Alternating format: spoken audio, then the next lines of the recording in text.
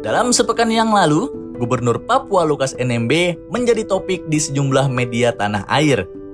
Politikus Partai Demokrat tersebut akhirnya ditangkap KPK pada Selasa 10 Januari 2023 saat makan siang di sebuah restoran di Jayapura, Papua.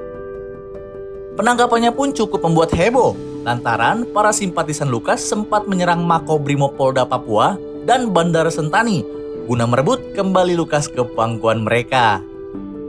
Tarik ulur penahanan Lukas NMB sudah terjadi sejak 14 September 2022 lalu.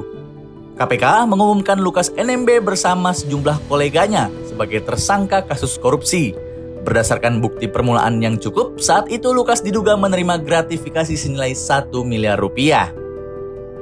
Setelah penetapan tersangka, PPATK mengumumkan temuan tindak pidana pencucian uang yang dilakukan Lukas NMB. Dalam temuan tersebut, PPATK mendeteksi aliran dana dari Lukas NMB ke salah satu rumah judi di Mariana Bay Sands dengan jumlah yang fantastis, yakni mencapai 560 miliar rupiah.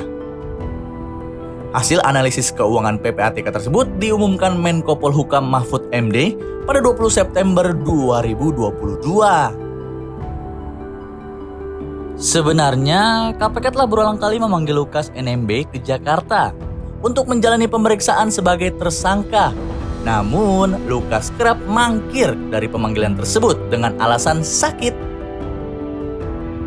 Berdasarkan klaim tim kuasa hukum dan dokter pribadi, Lukas NMB disebut-sebut memerlukan penanganan medis dari dokter di Singapura. Akhirnya, pada 3 November 2022, KPK membentuk sebuah tim untuk diberangkatkan ke Jayapura guna memeriksa Lukas NMB. Tim tersebut berisikan dari tim dokter KPK serta tim penyidik yang dipimpin langsung oleh Ketua KPK Firly Bahuri. Singkat cerita, pada 5 Januari 2023 KPK kembali menetapkan Lukas menjadi tersangka untuk kedua kalinya.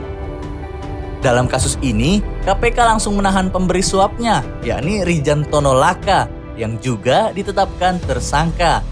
Sementara Pak Lukas masih belum ditahan, lantaran alasan keamanan dan kesehatan.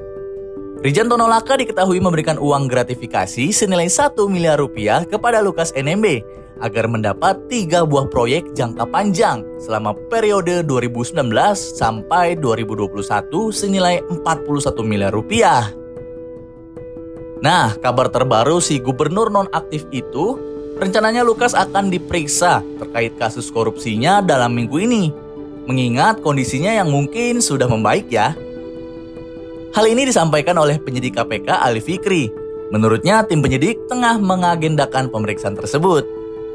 KPK pun sudah menyita sejumlah aset Lukas, mulai dari emas batangan, rekening senilai puluhan miliar rupiah, sampai mobil mewah. KPK menduga Lukas NMB telah menerima pemberian lain sebagai gratifikasi yang berhubungan dengan jabatannya, di mana berdasarkan bukti permulaan sejauh ini berjumlah sekitar 10 miliar rupiah.